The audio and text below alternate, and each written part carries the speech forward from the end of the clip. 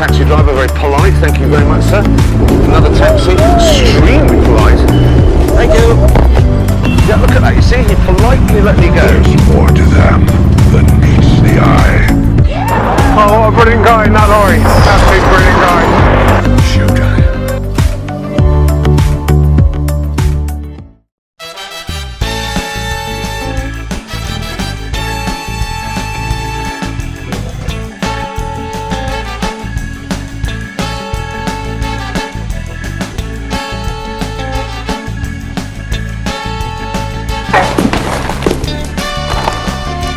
Trust me.